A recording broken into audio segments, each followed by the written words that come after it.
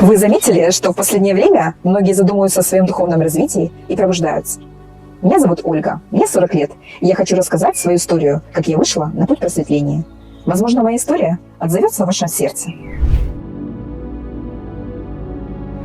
Я родилась в обычной семье, где мои родители выясняли отношения между собой и имели проблемы с алкоголем. Я не получала любовь и поддержку. Я росла в одиночестве, постоянно разговаривая с Богом. Я была очень чувствительным ребенком и ранимым.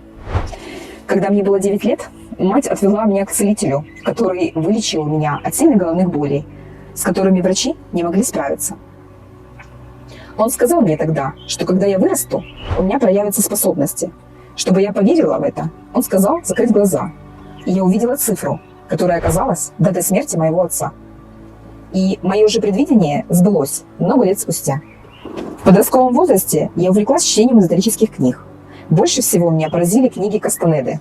По ним я изучала, как устроена Вселенная, я хотела повторить опыт другого восприятия мира и изучала состояние и практики, описанные в книгах. Меня привлекал мир магии, и в глубине души я чувствовала, что это реальность. В этот период я не находила понимания среди своих сверстников, только у людей постарше. Моим духовным наставником на тот момент была мама моей подруги, за что я ей безмерно благодарна. С рождением ребенка в 20 лет меня захватили заботы и много испытаний, которые закрыли мое сердце и чувствование, и на изучение эзотерики не хватало времени. Я стала жить как все и не слышала свою душу. Это привело меня в 36 лет к болезни, раку. Эта болезнь заставила меня обратить внимание на себя и свою жизнь, снова обратиться к Богу, пересмотреть свое питание. Я боролась за жизнь благодаря за каждый день, что я прожила. С того момента я перестала бояться смерти. Я смирилась, что конец жизни неизбежен. Это помогло мне победить болезнь. Это было начало моего возрождения.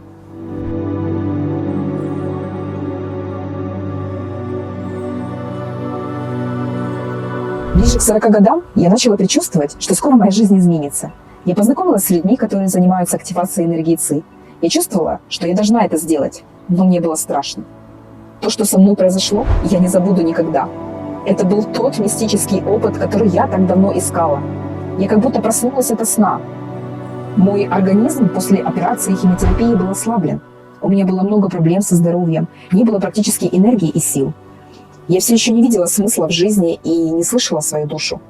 Моим запросом при активации энергии было решить психологические проблемы, которые я накопила в процессе жизни, а также наладить отношения с дочкой. Но больше всего я хотела раскрыть свое сердце, ведь после многих предательств от близких людей и боли я закрыла его.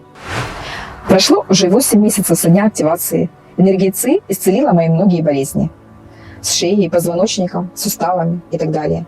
Я освободилась от многих блоков, страхов, накопленных за многие годы. Я чувствую радость, счастье и благодарность, внутреннее спокойствие и умиротворение. Я чувствую смысл жизни, связь с душой. Я точно знаю свой путь и чего я хочу. Самое главное, у меня много энергии, и я могу делать много дел за день и заниматься спортом. У меня раскрывается ясновидение, ясночувствование и яснознание. По всем признакам я прохожу все этапы просветления. Я узнала о своем предназначении – передаче энергии ЦИ другим.